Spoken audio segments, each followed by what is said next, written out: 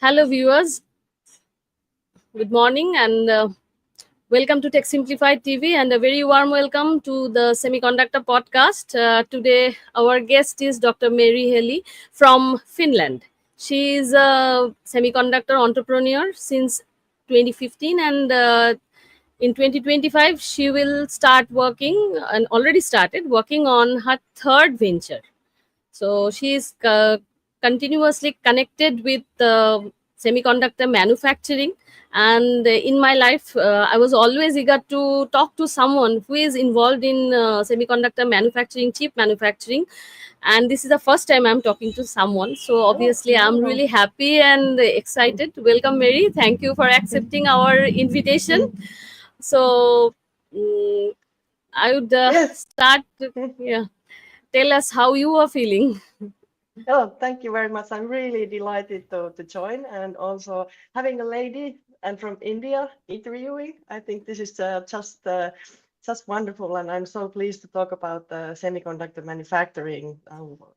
I think there are big manufacturing companies, and then there are a lot of fabless companies. But I think it's good to hear the view also from the smaller manufacturing companies or still small manufacturing companies. Mm. So, Although it's small, hmm, I think hmm, very small or big, it's about the impact we create. Whether indeed, we are contributing, yes, that is the most important thing. And everyone has their place in the whole ecosystem, and that should be totally the agree. ecosystem. Small, big, medium, every shape and size, innovation should come, collaboration should come. That is the main theme. And this is now a Absolutely. boundaryless world. It's a boundaryless world now, and we have to work in favor of humanity and civilization. So let's I mean I fight less totally fight agree. more love. So Yes, I work and totally art and agree. culture, not only art and culture and sports, I think technology Mm, could be a very good way to communication between two different countries, to different cultures. That's also a very good way, because those who are And passionate about semiconductor, they love the subject. yes. For sake of subject, they can do work together. Yes, and I think this is absolutely true. And there are even studies that there is a book in Finland, how the wealth is created in the areas, in the ancient cities and different places, and different cultures meet, and different ideas and personalities meet. So this is really the area where you can create something new and meaningful, and it's a lot of fun when the process starts. But I say that we've Mm. been now, when the globalization started and the semiconductor industry is super global, so the wafers usually go a couple of times around the world before they end up as a packaged chips into the devices and systems, and it was a good thing. But then I think we've been uh, in a mode of stagnation for the past 20 years, that only the big ones were able to grow their activities. And actually, I was in an interview in a semiconductor company more than 10 years ago, and their CEO was saying that in semiconductor field you can grow into 200 million sales, but after that, no way. You are either acquired and you are killed. And maybe it is possible for some companies, and it has been possible, but I think this has been the general rule. And what I have seen here in the Nordic countries, that the companies are acquired even before, when they have a couple of patents and interesting technology, then with 5 million or 20 million, they are acquired to be a part of the, or we had one bigger one in the AI, that AMD acquired Silo AI company. I think it was something like 600 million, which is in a way for the companies and technologies to be commercialized, because they then can be part of the bigger entity, which has their value chains and sales channels that can enable the invention to go market faster. But if you're building something new, I think this kind of model has been preventing activities. But I see that there's a lot of hope, and especially in Europe and collaboration with the like-minded countries like India, Japan, Taiwan, and of course with the US. So it is the smaller ones, hopefully together and support with the bigger ones. I think we can really make a really fast changes. So I'm very optimistic. Yeah. Exciting times ahead. Yeah, yes, absolutely. And now you tell your story. Like every entrepreneur has their own journey, unique journey. So you Mm, had your experience in research, you have done PhD, then postdoctorate, then moved to industry and started your own company. You have in between you have worked for MNCs, collaborated with different Asian countries. So how was your journey in your own words, and what are the pivotal moments or the incident that shaped up your career? Just mm. tell us. Yeah, so I wasn't, so I studied physics and I wasn't particularly interested in physics. I liked mathematics very much, and I thought it was a nice language that you can put things in a simple form, and that this just follows the form. So I liked in a way in physics that you can explain very complicated systems and things with language that is so precise. So somehow taking the chaos. But I didn't know what to do after finishing school. And then I thought that maybe I could study industrial engineering or something, but because I didn't take the full physics courses at school, so I thought, okay, I will do the physics courses and then try to get into the industrial management. But while I was doing the courses, I thought, hey, this is pretty interesting. And then I decided to change, and I applied for physics. And I applied, I'm in Finland, in the Helsinki capital area, so I applied to Helsinki University and also to the technical university, Helsinki University of Technology back at that time. And I entered the both, but it was more difficult to get into technical universities. I went there for the first day, and it was a lot of fun. All of these technology students, they have all strange parties and, and this and that, and a lot of student activities, which was nice. I took part many of them during the first year, but then I really wanted to understand how the nature works, and not just get a good grades, but really understand. And then I focused on studying, and we have a very nice system in the technical university that you can get a trainee position in a research laboratory after completing your second year. So I went there, and I was doing computational physics in the beginning, and they were modeling one material, uh, silicon carbide, and some defects in silicon carbide. And I went there and with my supervisor, and they put the computer program. It was run on a supercomputer because it was so heavy to run. You couldn't. And this was in the 98 or something. Of course, the computers weren't the same as they are today. But anyway, we had a supercomputer also in Finland at that time. And then when it just started to calculate, it was the lattice constant, and well, this is the distance between the atoms in the material, and I was like, wow, this is something really big.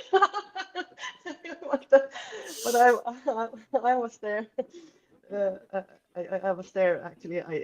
It was a laboratory of computational physics, and I did my master's and I did my PhD also there. I minored semiconductor technology in my PhD, and I changed from computational material science to or physics to quantum physics later on.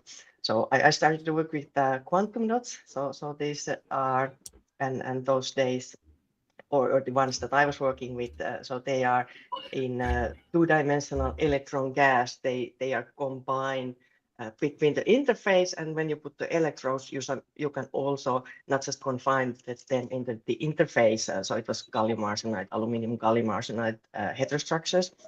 And with the electrodes, you can put a couple of only a couple of electrons, so you can push everything else out. And when you put it into high magnetic field, you get a very peculiar effects. There are 2 Nobel Prizes given for it. It's a quantum Hall effect and a fractional quantum Hall effect. So we were studying these effects, but not the large number of electrons in an electron gas, but a couple of confined electrons. And this was really fascinating to understand what are the building blocks of our world in the very small scale. And when you put them into extreme conditions where all of kind of quantum effects starts to play. So I think this was really interesting.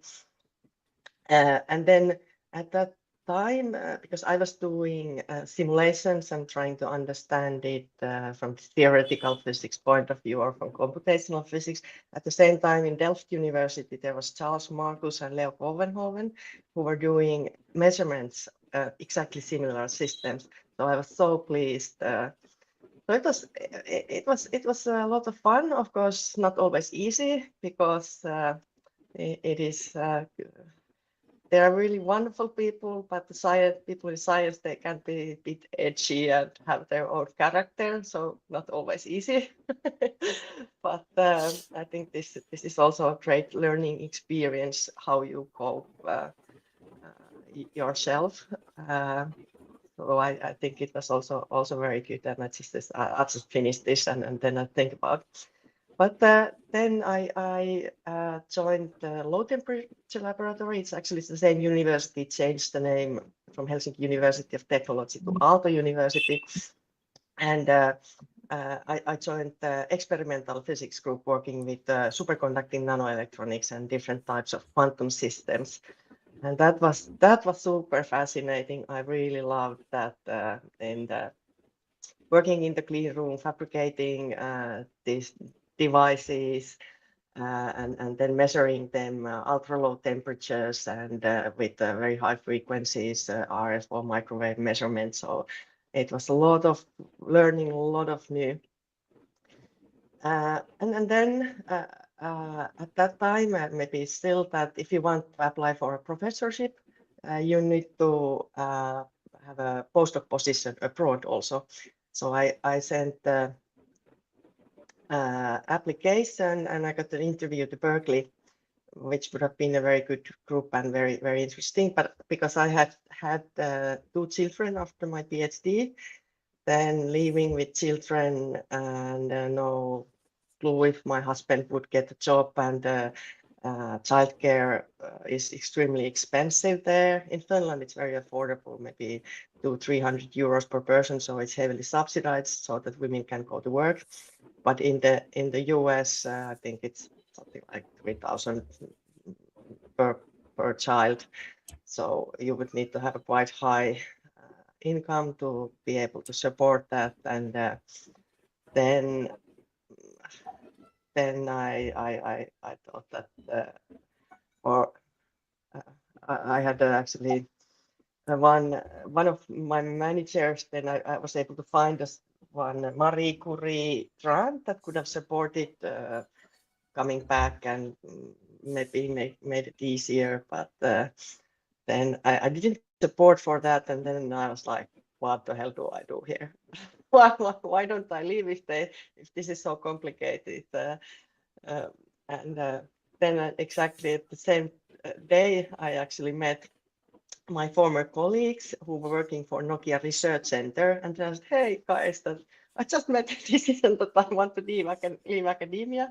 Would you have any positions available? And they said, oh, let us think about, we have a very difficult situation and may not be opening. And after it took a quite long time, to 3 months or something, before Nokia was able to make a decision. or finalize. So made the decision, but then to finalize the documents in big corporations, it takes time. So that's how I moved to industry, and it was very exciting. I wasn't very interested in Nokia at that time, the system companies or um, the mobile phone business, which was still very active. Actually, Stephen Elop. So this was 2009, I think, or 2010. Stephen Elop also joined the company same time or almost the same day. So he was the first foreign CEO to Nokia, which is a Finnish company, old company in 1870s founded. Um, uh, but it was very exciting to see how the big corporation works, and it was also very interesting to work with graphene, which was a new material at that time. I think they could get the Nobel Prize for graphene at the same time. But then I moved to Augmetic Silicon Wafer Manufacturing Company in spring 2000. No, it was after summer 2011, and was their first process engineer. And I really loved that. So it was super exciting to be in a manufacturing facility. It's like a mini environment, and seeing products having big names of I don't want to mention here, but so many familiar names, and saying that this is there is the material that goes to all of the electronic devices. So it was super exciting to see, and I had no idea how complicated silicon is. How many different things. So, but the first year there as a process engineer, it was very exciting. But then they asked me to join sales team, and of course, learning something new, that's always exciting. So I joined the sales team in 2012, and I had responsibilities in Taiwan, Singapore, Malaysia, and then it was and it still is a medium-sized company. So was working quite a lot with European companies also, especially because my research background, I was supporting the local startup community and talking about some development projects and then also the US companies. So I was visiting US a couple of times and visiting companies there, but most of the time flying to Taiwan.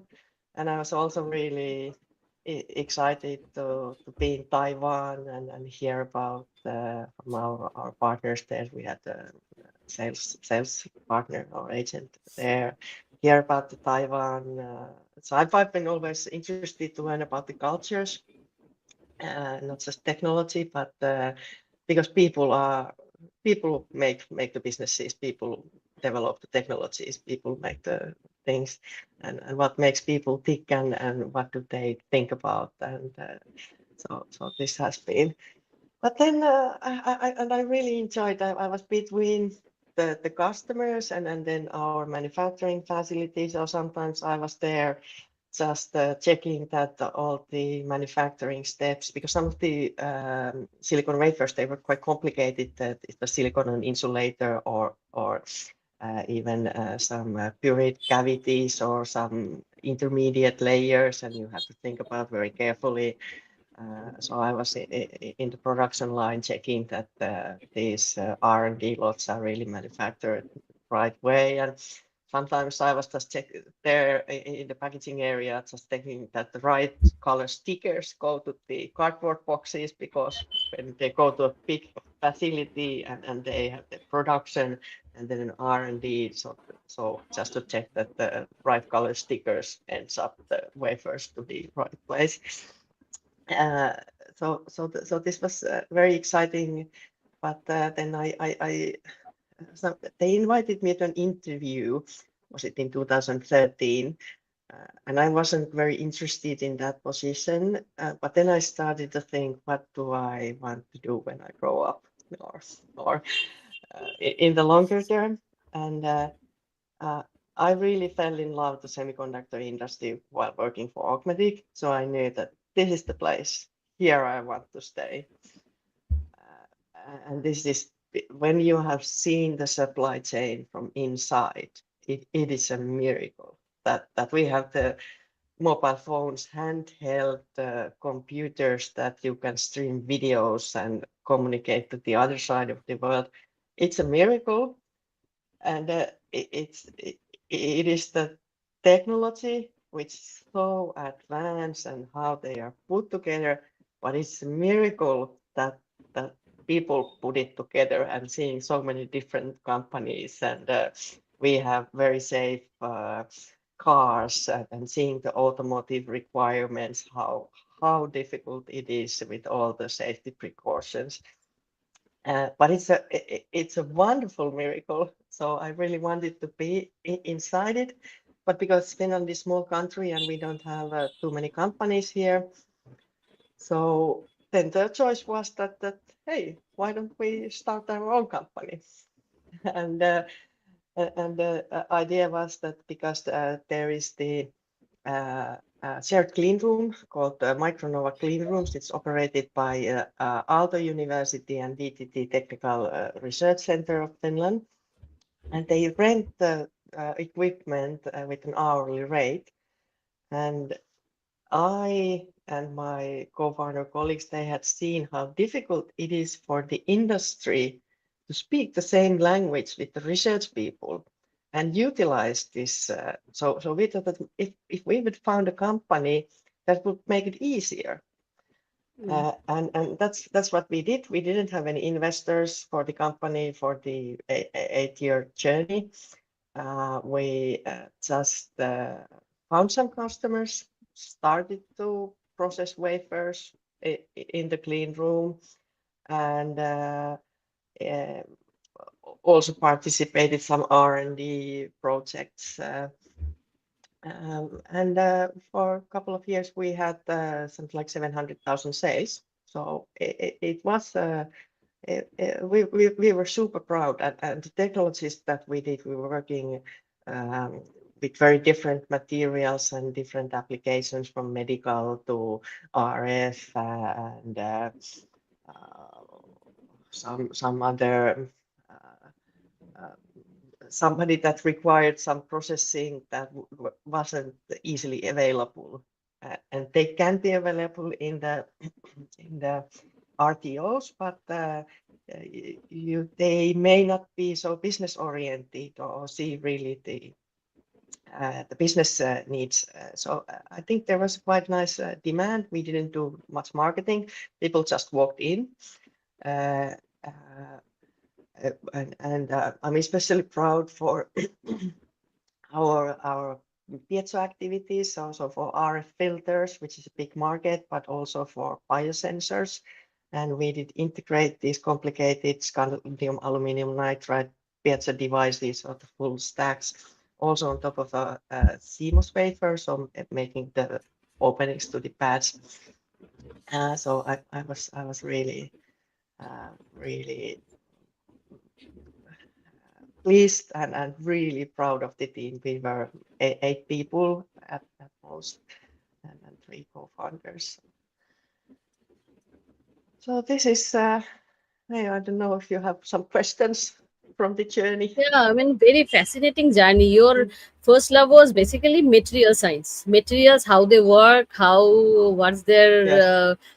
how they, I mean, to understand materials. That was your first thing, and that's why you so well gelled in the processing, the process thing. Yes, your Yeah, or first. I would say that of course materials are of interest, but and first love, you could say that, but I would say that the understanding nature was my first love, and especially when thinking about electromagnetic radiation, it propagates without the medium in vacuum or in air, and then interaction with material. It can go into the material. It may change while it's propagating in other media, but then it can also photon can be absorbed. So it can be changed from electromagnetic radiation to a particle. And I think this is a miracle also. Yeah. And then thinking about this all complex radio frequency, how the electromagnetic radiation propagates and how it couples everywhere. So I've always found this very fascinating also from the physics point of view. Yes. But RF has a very interesting applications also. Actually, VLSI is completely backed by physics, and all the Oh, rules and wonderful. everything Mm, substantiated by, it's proven by mm. language of mathematics, and whatever Yeah, tools are there, yeah. everything inside everything there is, Mm, engineers only use the user interface, mm, GUI. mm. Inside there are physics algorithm, uh, Mm. R&D engineers put into it. So actually physics Wonderful. is the core of everything. Yeah. And Yes. in fact, I also device physics, I was doing research. So Oh, device physics wonderful. I have not completed my Okay, okay. PhD. Mm, So mm, 3 years. So but my first thing is like silicon and how device physics work. That is the best part, I think. I mean, mm.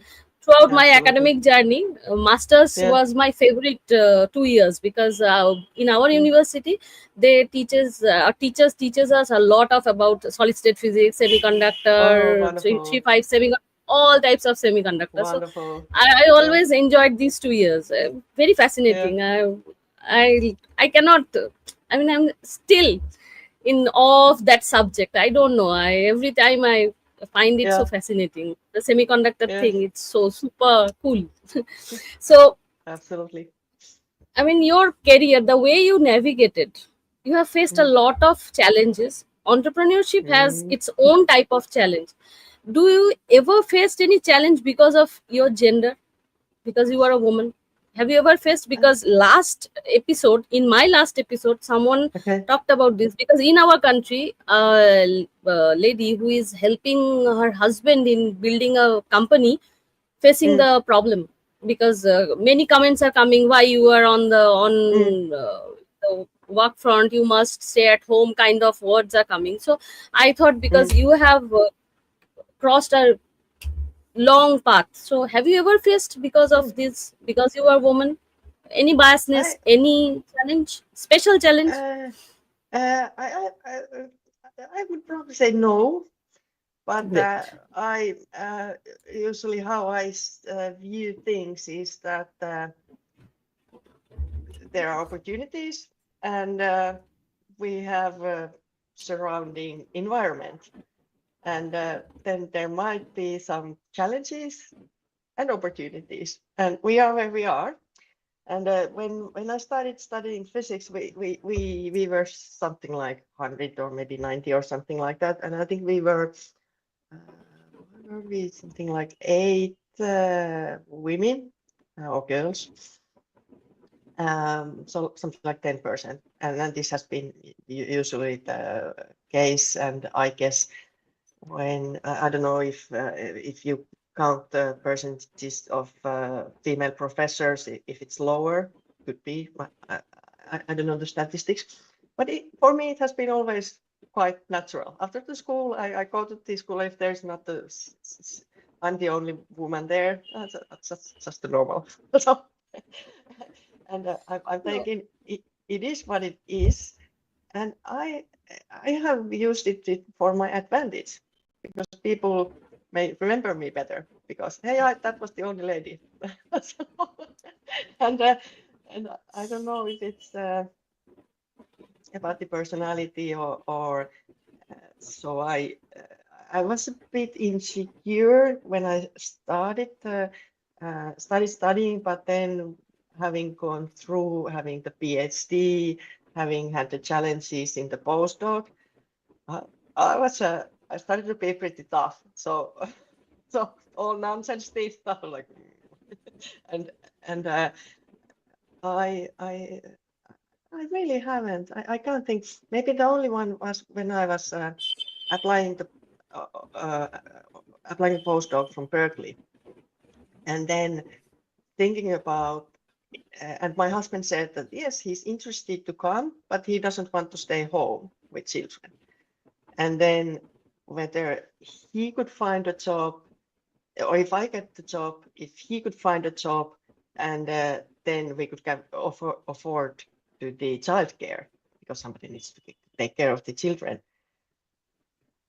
So, and actually, one of my friends, a female friend of mine from the studies, when I told her that I didn't get support from the manager in Finland for this, she was really upset that, oh, this should be equal. And this was, I was like, I made a decision. It is what it is. And actually, I enjoyed much more in the industry. So this was actually a good thing.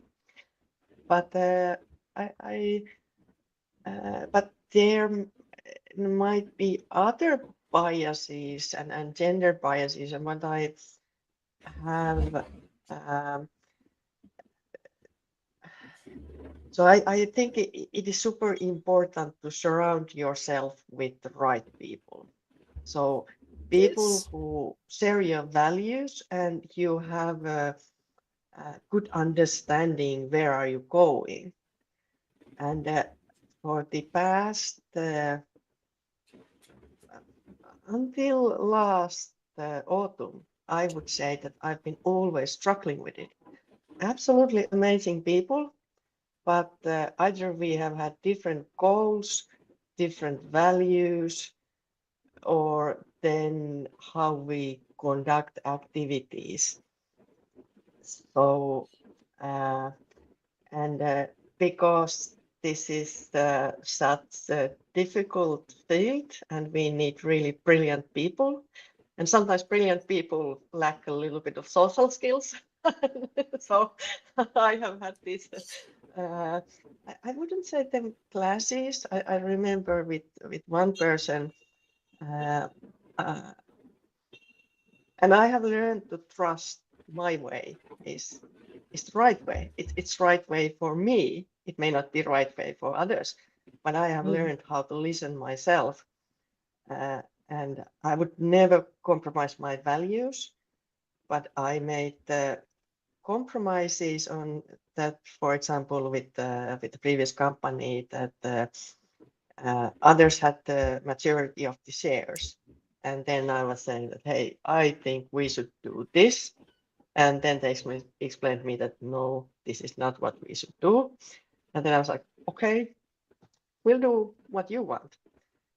And this kind of situation, I don't want to be. Of course, sometimes you are in a difficult position, and if you are not doing against your values, but if you are doing, which is uncompromisable, you just can't do evil things because Mm. somebody votes that has the majority of the shares.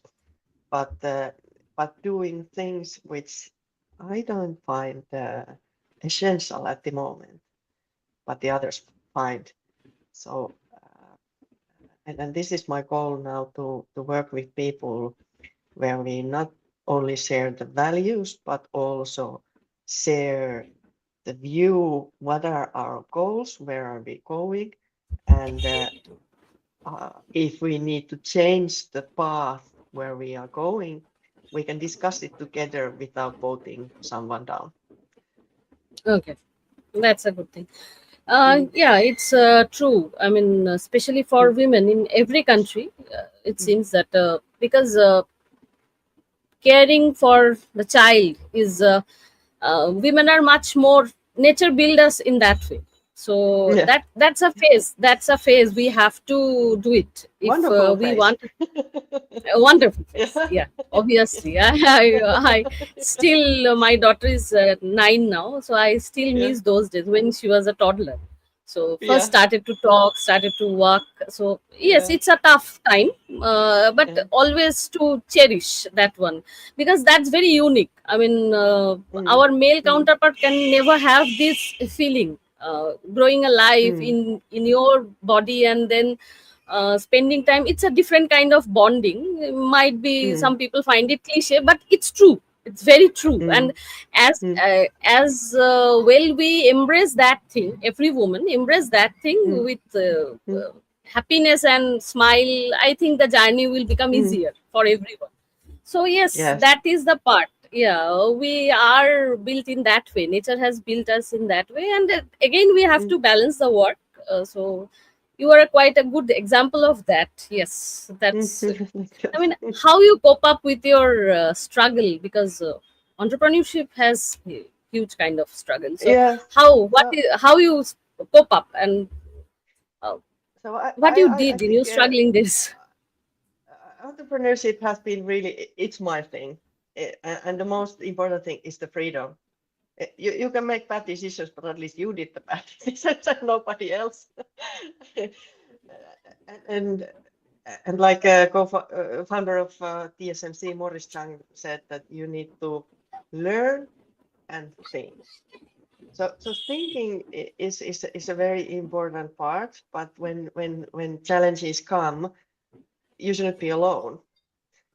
And if your co-founders and colleagues are there, you share the values and you share the goal and path there, then it's absolutely great. But what for me has been very important is our advisory board. So we had a really experienced advisory board, and I can give a ring to them anytime.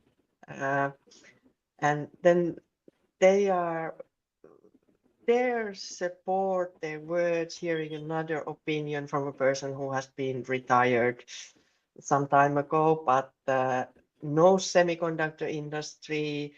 And one of the advisory board members has been an entrepreneur. He's a professor now also, but was building a company for 20 plus years before it did almost billion euro exit. Uh, so then getting advice on the entrepreneurship and what kind of things, what are his examples, how did he work in uh, and then we had the one person, he wasn't in our advisory board, but he had been an entrepreneur in Finland for decades. He's now retired, but he was helping us and really excited about our activities and learn new and then in any way help us. So having these wonderful people that you can call, I think this is, and this is also one of the our advisory board members. So he was really lucky to work with actually with the Finnish Millennium Technology Prize winner Tuomo Suntola, who is the inventor of atomic layer deposition technology, which is really important for the semiconductor industry. Uh, he was working in Tuomo Suntola's lab in the 1970s, 1980s. And I also know Tuomo Suntola. I met him. He's absolutely great person, not just a scientist, but also entrepreneur or technology company builder. Uh, and uh, and then this person who worked for Tuomo Suntola's lab in the early days, then he later on worked with the Finnish manufacturing chip manufacturing line, Micronas, that were the Nokia chips. They were designed in Finland, but they were also manufactured in Finland in the early days. And this is very important, combining the design and manufacturing when you are building new things. Hmm. Uh, Yes. uh, and then he said that his mentor there or manager advisor was Heikki Ihantola, who is one of he was a Finnish person, but I think he did his PhD in Stanford or somewhere, I can't remember. But he developed one of these early transistor models. Uh, and he's definitely, unfortunately, he passed away 5 years ago or so, or a bit more. But Heikki Ihantola, our advisory board member, said that he could see that the electrons travel in the bands in his head, and he could just lead the signal through.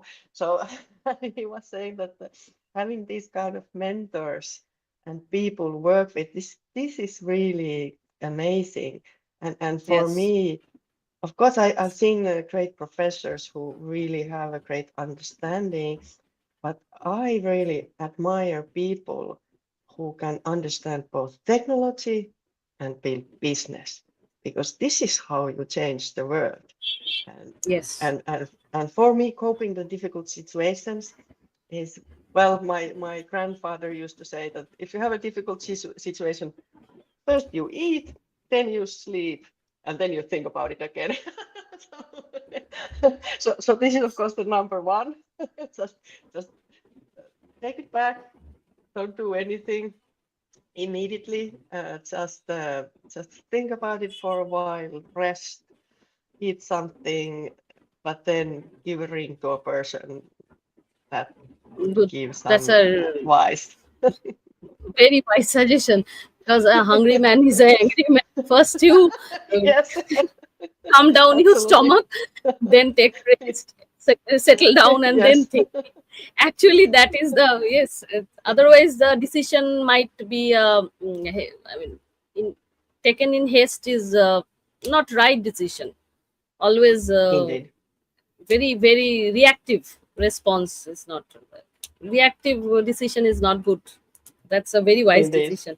So Yes. when you were working in the Mm, fabrication unit, the first time you started mm, working, you got the first prototype came out, mm. first So, run. How was uh, that feeling when you first so first actually, fabricated hmm, at Summa, so our first, so this was in, it was in June 2016, and we had our first order to process wafers, and we sent them back typically as a wafers or then diced wafers. So we don't build prototypes or products in a way, just we send wafers out after processing. But we had got it, and I was there in the clean room. We had an 8-inch wafers that we needed to etch some cavities, and then this would be put to a um, cavity SOI wafer, so the built-in cavities. So we were making the cavities to this wafer. So we did some etching steps there, and lithography and etching steps. And it was in June. And in Finland, Midsummer is a big festival. Everybody goes to the countryside, and there's nobody in the city. And we worked so hard to get the wafers done before the midsummer, and it had a lot of challenges because at that time the facility was on 6-inch wafer size, 150 millimeter wafers, but these wafers needed to be in 200 millimeter wafer size. So we weren't, and they physically didn't fit into some of the wet chemical processing equipment. So we needed to we could do the lithography. We could just fit the 8-inch wafer there, even if it was for 6-inch, and then it exposed only the area for the 6-inch, but we didn't care. It was just a test wafer. So getting some cavities in some parts of the wafer is okay. But then we needed to, for the lithography, to develop the resist, exposed resist, we needed to tank. We just went to the hardware store and bought some plastic things, and then put the developer there, and then immersed the wafers there. And so it was a lot of fun. But I remember that in the night, when we sealed the wafers, there's this plastic and this foil sealing of the wafers, and then I was like, wow, that was really something. Our first order with the hardware yes, plastic containers for developing. Yeah, so it was great. great. So in your profile it's written that research to production. So what is research Hmm. to production? Because research usually is done in university or research institute, and production in is a completely different facility. So what is basically research to production, that term, So what is? So we launched this. So we were preparing business plans. So we were running the business, but in 2019 we made a business plan for 100 billion fab investment with 5 different manufacturing processes. We didn't get funding then 2019 and 21. We tried to raise some money for Summa Semiconductor to expand our activities. So we were using research facility, and even if you if you go to hardware store, you buy those plastic box to just to immerse your wafers, larger wafers, and there are just amazing people, and it is still 100 million investment, so it has a really nice tools, and some of them are really state of the art. But it is difficult environment because in the production you just freeze everything and you control the processes very well. And this is like a university RTO clean room, Wild West. And then you have at the production facility where everything is super controlled. You have and all of the change control, and you need to do really good tests before it can be approved for a manufacturing process. And then you need to approve it from the quality manager and production manager and this and that.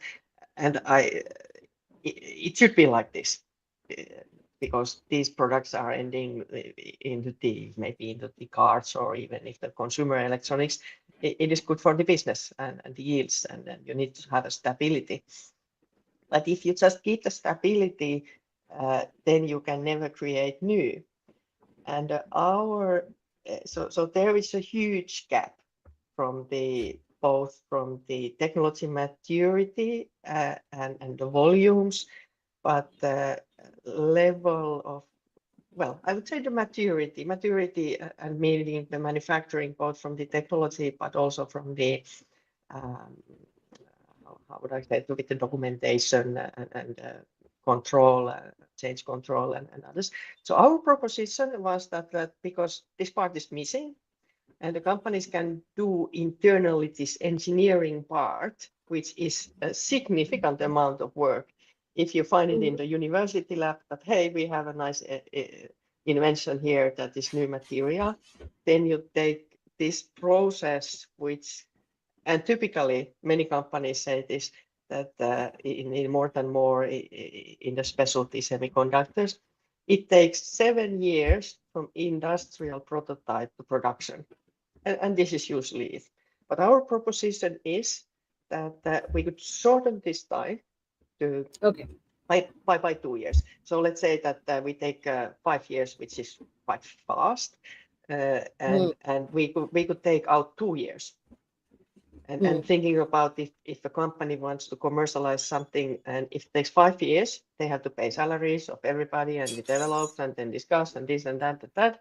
But it usually takes 2 years before the manufacturing at the foundry or manufacturing can really start, because they may be missing the tool. So we proposed a model that we have a model to make the necessary investments right away. Of course, you may need to wait for the tool 1 year, but still make the decision right away, and then start working with the tool when it has arrived, do a very specific and concise engineering part, and then it can be transferred to production in 2-3 years instead of 5 years. So this was the model that we presented. We didn't get funding then in 21. I think this is an excellent business plan. And now actually I was in Brussels the other week, and I met a person from Belgium, and now they are hopefully moving forward with this model with the Belgian investors or government, I don't know.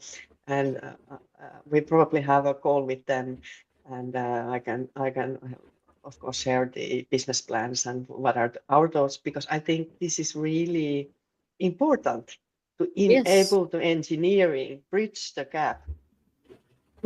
Yes, absolutely. And if you have a model like this where you can reduce the time by 5 years, then it's great. And not everything will come in big size and big numbers.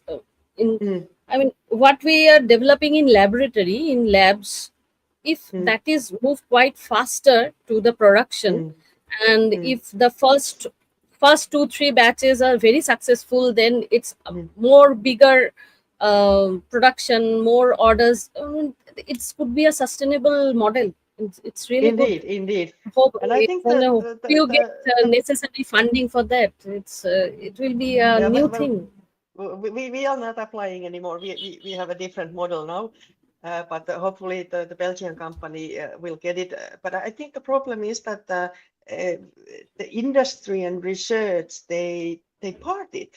And I remember there were Dutch semicon mission in Finland already. This was back in 2016 or something like that, almost 10 years ago. But they were saying that the prototypes that the RTOs or universities are preparing, they are completely useless because they can't be mass manufactured. So so and it is absolutely wonderful that people in universities are exploring new, making real research. Maybe there are really breakthroughs. But when you want to commercialize it, then there are different considerations. And if these research people build these prototypes, it may be useless work, because when you go into the prototype and thinking about how to utilize this material, you should talk to technology people, business people, and then make an analysis how mature it is. Are there some mature manufacturing equipment available? And what are the costs? What could be the yield? And you should do all of this analysis before you go and build the prototype. So I think we should come together and Yes. work, the research community and industry, and it's a lot of fun to learn from each other. Hmm, absolutely. So, what are the most prominent trends in mode to move? These two terms I found in your profile: research to production, and second is mode to move.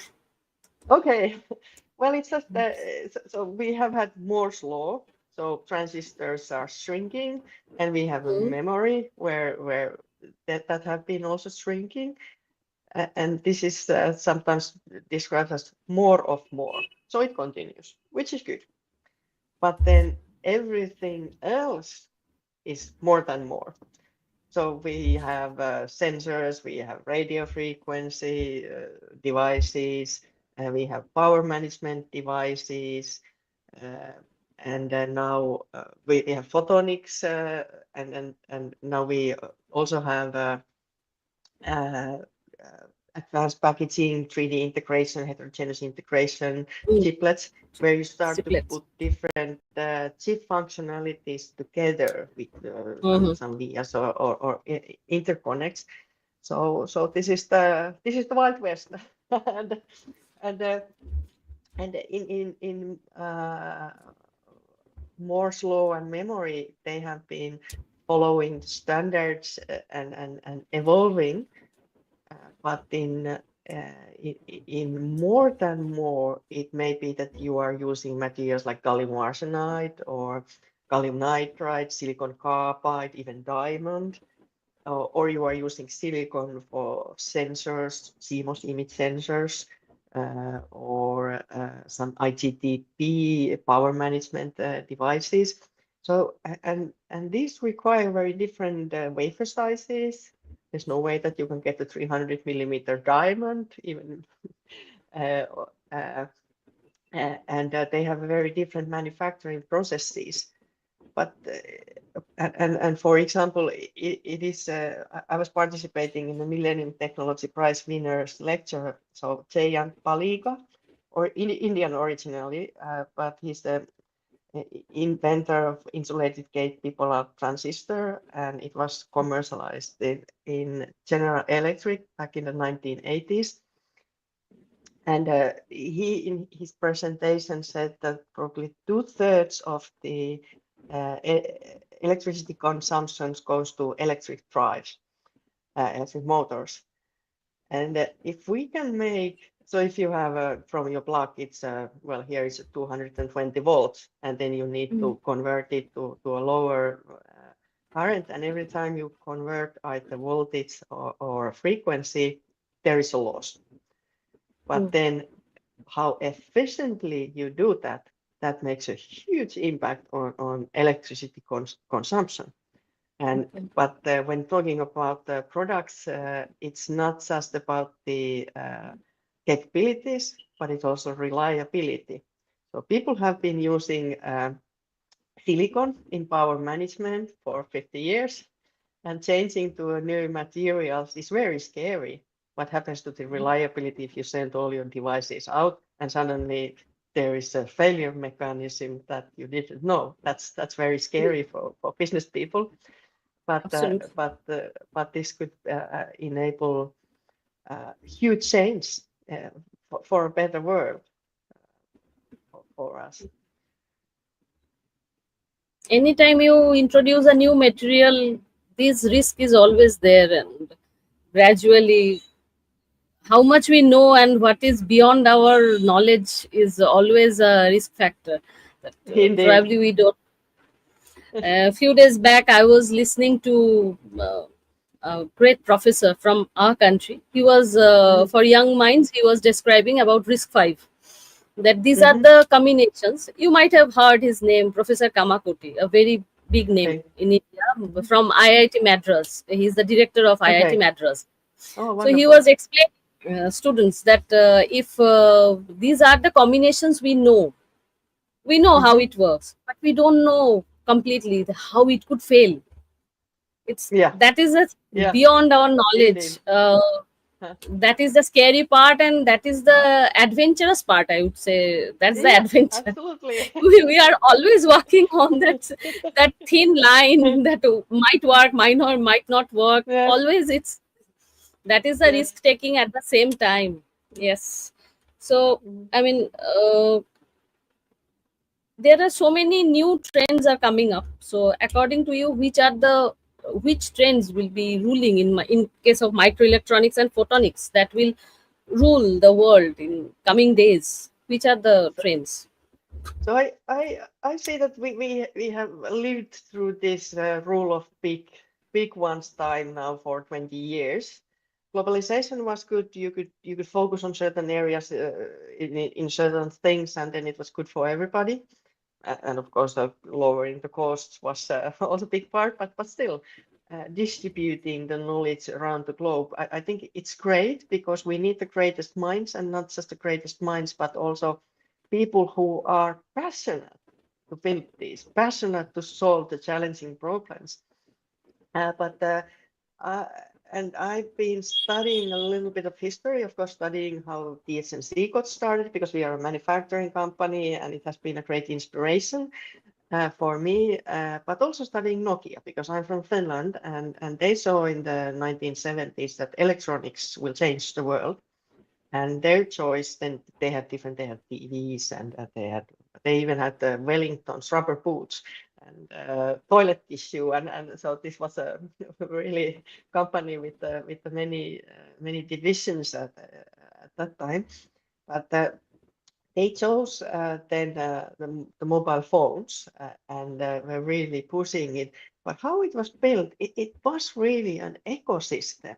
So that Nokia was building the product, but for they had the antenna suppliers, microphone suppliers, camera suppliers, and they protected and helped the supply chains to develop.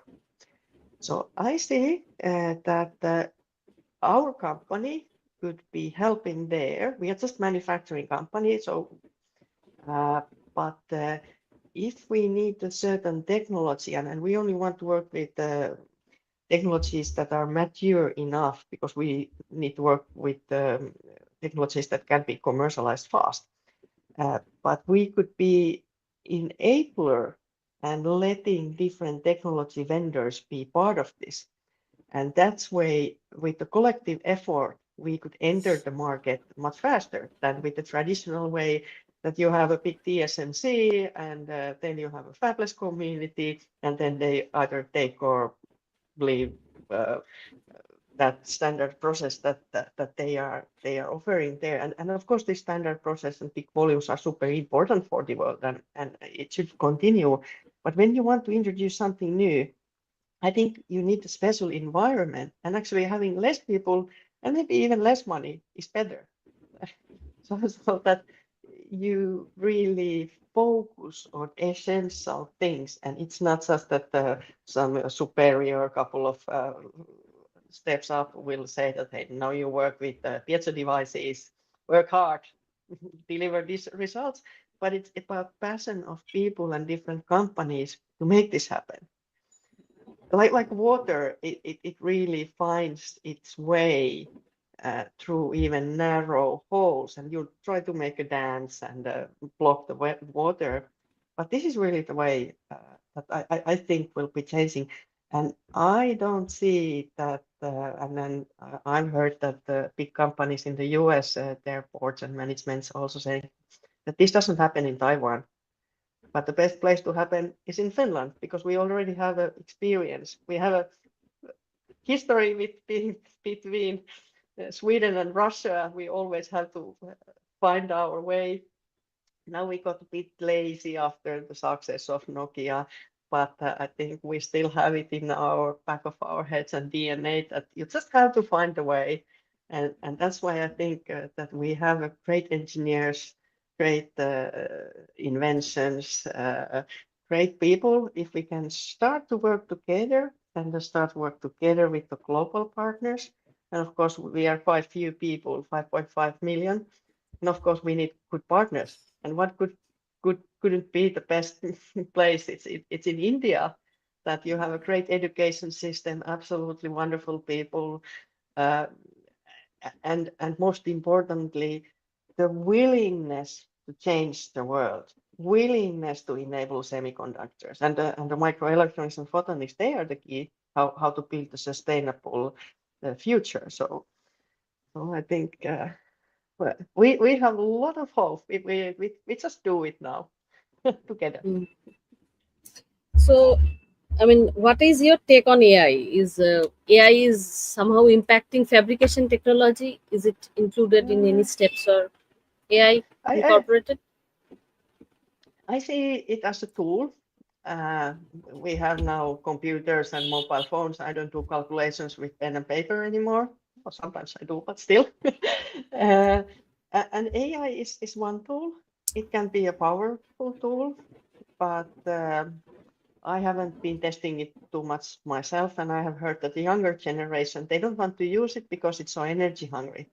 That Oh, I heard that it takes, if you do AI search, it takes 10 times more energy than a Google search. I don't know if this is true, but so I think it's the tool that we should use wisely.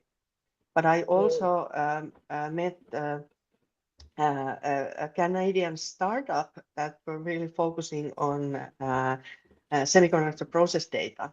And I think this is a big opportunity because the semiconductor is collecting huge amounts of data. And this is a scientific data, how materials behave when you put some chemicals or some things to them.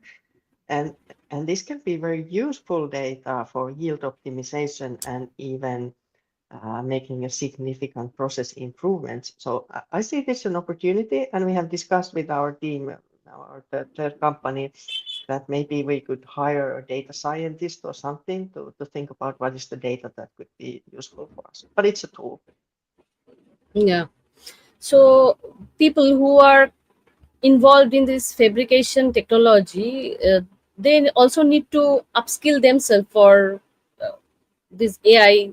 After AI Mm. intervention of AI, how should they upskill themselves? I mean, to be in the trend in the with the Yeah, latest technology.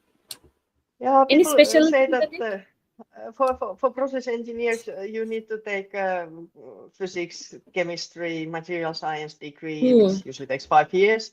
And then you work 5 years in a fab, and then you start to be in a level of contributing. So 10 years. And there is no way to, in a way, shortcut and just take half of the degree and then AI will complement. No, I don't think you need the, and AI is a tool, it's a really dumb tool. If it gives you an answer, you need to have a capacity to understand whether this is useful and whether it is even right. It could be wrong. So I think we should utilize this new tool, but I don't think it will make big changes. But I don't Okay. know. It could be different. Uh, Recently, I have talked to a CEO, I said, from Gujarat. So he Okay. had a collaboration with Nordic Semiconductor. So, Oh, and in wonderful. one Nordic Semiconductor, they are taking chips from Nordic Semiconductor and using it in their design. So they are making modules. It's a make in Mm-hmm. India product. So Oh, wonderful. they're growing their teams also. I have just had our last session with them. So Oh, what about the collaboration with Nordic countries? You in one discussion over chatting, mm, you told me that Munmun, Nordic countries are great for innovation and mm, collaboration. So what is the situation there? And now after this semiconductor policy of Europe has mm, come, uh, mm, do you mm. think any change, any betterment, more collaboration will come after this policy has? Absolutely. Okay, Absolutely. so So what we is? had the first Nordic Semiconductor meetup in December here in Helsinki, and the next one will be in Sweden in June, I think. And Finland used to be part of Sweden for 500, 700 years. Uh, so they are really our lovely neighbors. Sometimes it's lovely to compete a little bit, but I see that here we really want to collaborate, and I have many wonderful Swedish colleagues, and it is easier to work together when you share the same history and a system. So the Nordic countries, the system is very similar. We have the childcare and the free education and this and that. And now that I was in Brussels 2 weeks ago, then we took a picture with the Swedish colleagues. I haven't put it on LinkedIn yet. I will put it in a bit busy. But they were saying, yeah, they would love to come to Finland, and so and all of these EU activities. It's such so wonderful to see that there is so much willingness to move forward and willingness to move forward together. Not excluding, of course, other areas like India, Japan, very important. But it is also important to have local activities and local support. Yes, So times are so good now. I'm really excited about the future. you have between two venture, you took sabbatical of 8 months. You Yes, mentioned it officially. So it's yes, really important to take rest to rejuvenate yes. yourself. So what you learned, non-technical things. What was the non-technical journey of these 8 months? Yeah, so I was really thinking about the people with I have been, and I have had the privilege to know so many wonderful people. But then, what is good for you, where you really thrive, and and enjoy, because we want to enjoy. So humans are curious uh, animals that want to learn new things and expose themselves to new situations, but at the same time keep good balance and feel well. And then the environment, the people with whom you surround yourself is very important. So I think this was the biggest learning for me. And I remember some people were calling me, and of course I was calling. I wasn't away for 8 months, but I just woke up in the morning. Just what do I want to do? Go for a walk or do this and that. But quite often I think that I'm calling somebody. Hey, what's up? And what are you doing? Any interesting activities in the semiconductors?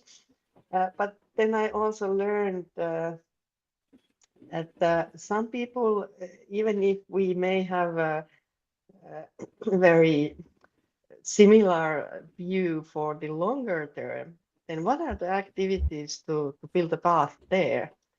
And I learned that with some people, I have to be very strict. I'm like, and but do you want something from me? Can we do something together? Okay, if not, let's stop. And I learned also how to put the borders and lines that this is what I want to do, and this is not what I don't want to do this. And you are a great person, but we don't work together very well. So let's be. Great. It is. It's always good that for high stress work period, after that we take a break and reflect back what happened, how we can do things better in our next step. It's really good to take some break, and sometimes we really forget to take rest. So it's Yeah, important. absolutely. And Mhm. do you read books? A lot of books you read, right? You find to Yeah, love to find philosophically. You try to understand yes, philosophy from your words. yeah, Actually, I love to yeah. read books. For Oh, many years, wonderful. Yeah, yeah. So yeah. in Kolkata, I there is a place. I mhm. will send you a picture of that place. Oh, wonderful. These we called Boi Pada. I mean, the Pada means it's a locality of books. There are many Okay, colleges. Calcutta University is there, and the main campus, and many colleges, many schools are there. When Britishers were okay. here, they Mm. established many school colleges there. So big colleges, Mm-hmm. schools, and almost more than 100 shops are Mm. there for books. So every month I go Oh, there. All kind oh, of wonderful. literature, books, and Mm, mm. old books also they sell. So few shops are there, new books, old books, everything. More than Oh, 100 shops a are there. Technical books. collection of candy shops. We The place is called College Street. College College Street. Street. College Okay. Street. Yes. So every month I take my daughter, me, my Yeah, husband, Mridul, yeah. and Mm, my daughter. We go there once in a month, and at least I yeah. buy nowadays. I again started reading books. Mm. Yes. So I started Now, in Bengali. There are a lot of books because we share this language with another neighboring country called Bangladesh also. So their okay. books also available here. So we have a huge collection, so many types of books, and I love to read which has historical importance. Few Wonderful. last to last month I bought a book. It's a translation of a French travelogue. Um, Okay. La Mhm. Desert, kind of. It's the a person took the same path like Moses mentioned Mhm. in the Old Testament and traveled in that time Wonderful. in Yeah. political between political unrest and all of these things. Mm. Stayed in some. mm, there was a church and chapel in a place, and I think Mhm. convent. In a convent they stayed. So Wonderful. that traveler, it's wonderful. Yeah. It Yeah. translated in Bengali. Wonderful book. I collected. I Then few days back I also bought read. another book on Yazidis. Yazidi, there's a community. They were tortured Okay. by ISIS. Yazidi Oh, community. dear. I was Yeah. very curious to know about them. Who are they? Yes. Oh, Yes. so I got a book, translated book. I have curiosity in Yeah. many aspects. So I Yeah. keep on buying books.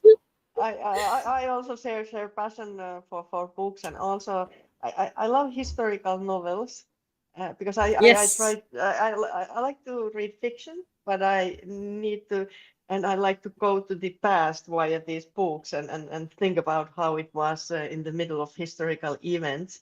Uh, Yes. uh, but I've been History is also a doing. very good way to learn what we mistakes we Absolutely. have done.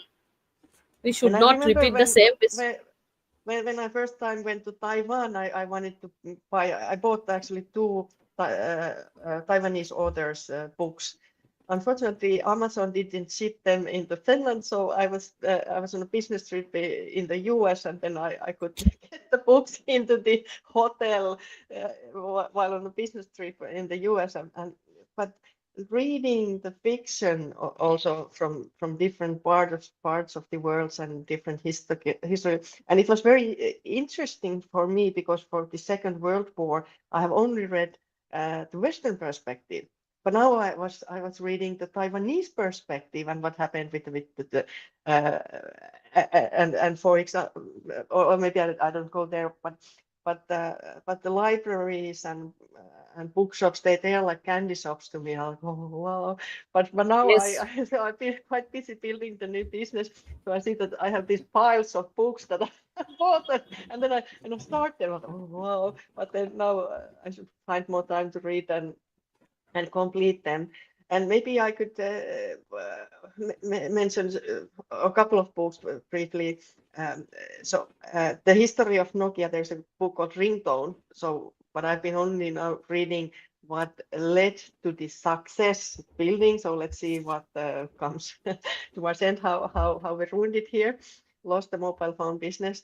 And then there is a Finnish author who has been studying about ancient or different cities where different cultures really merge, how that creates the prosperity, really outstanding prosperity.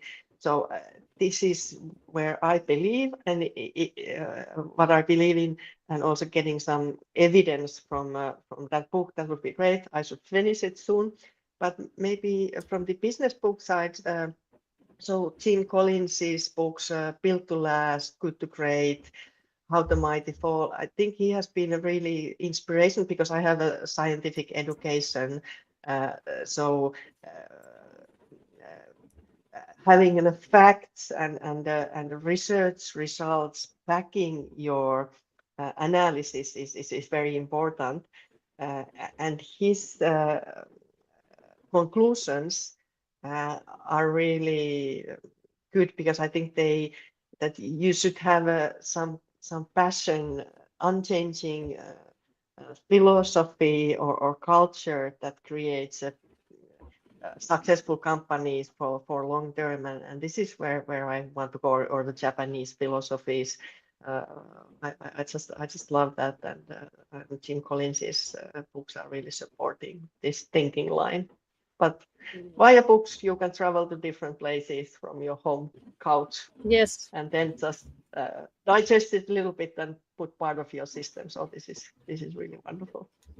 When you want to work on yourself, books are the best friend. Yes, You have a lot absolutely. of scope, lot of scope Yes. to Mm, upgrade system software mm. upgradation can be Yes. done. Indeed, This indeed. software only upgrade with books and knowledge, nothing else work. Yes, absolutely. So, so what your suggestion for VLSI aspirants and entrepreneurs, Mm, especially you? You are an great example mm. um, Thank you. of an model where some people, like-minded people, they come, they work Mm, together, they successfully build mm, something, and then mm, proceed. This kind of model. So, what mm. if anyone want to build similar Yes, thing in some other yes, places, or what should be your suggestion to them, and VLSI aspirant as well? So how to build, I yes. mean, as long as I'm talking to you, you are very much in Mm, not only technology but mm, enabling technology and building business mm, on it. Your mind is very much mm, into that. So mm, obviously I want that suggestion from you, that how mm. to co- uh, bringing five blocks together and making a good thing. Oh, what do Yeah, you think, how to, your I think suggestion on that? first of all, you should listen yourself. Where do you enjoy in what kind of company with what kind of scientific problems or technological challenges? What really makes you tick? And then and it can be something completely non semiconductor, or it can be some arts or music, and then you should focus there. But if you have a passion, I had a passion for, I think, the electromagnetic radiation and matter, and they go together. There's magic. And then my second love was the semiconductor industry. how the hell this thing works with working with the most exciting technologies and these amazing people building this amazing supply chain. So this excited me. So I had an internal passion and drive to build something, but then take a calculated risks or think about what are your strengths uh, and but be also open-minded because sometimes people say that yes, you should go to school and university and you should find a good job. And you think that "Hey, maybe if I would be an entrepreneur, just cherish the idea, but take the calculated risks, really think about what it means to you, to your family, if there are financial risks.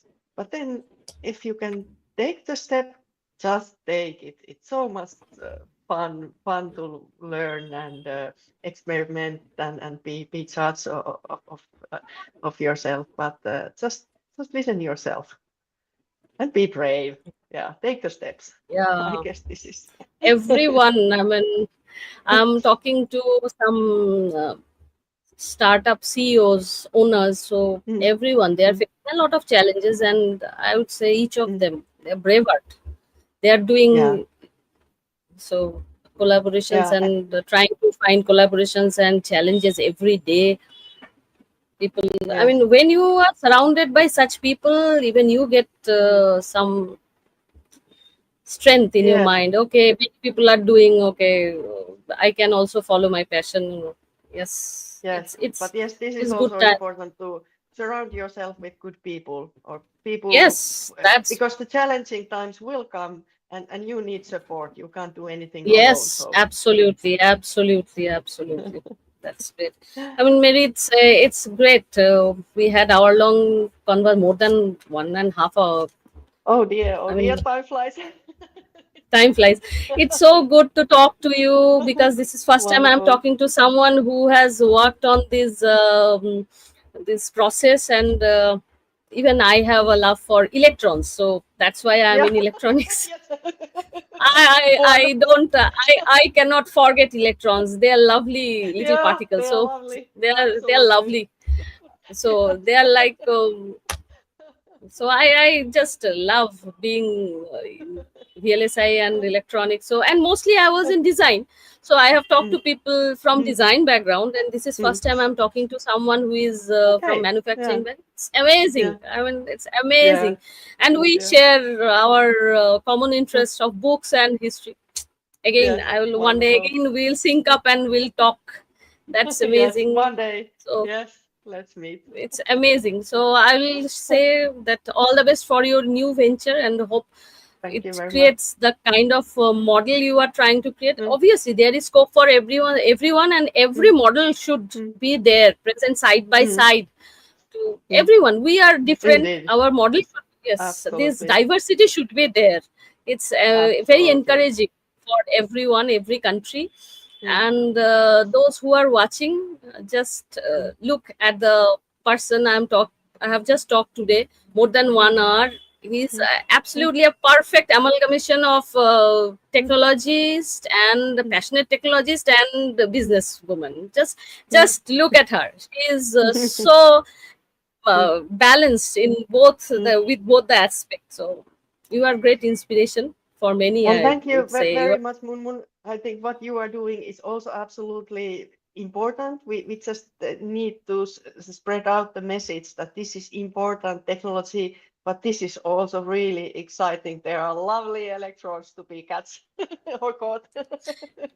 Yeah, absolutely. So here we will wrap up our episode today. And guys, don't forget to follow Tech Simplified TV, like, share, and subscribe. And also, please send your comments and enjoy the Thank you very Semiconductor much. podcast.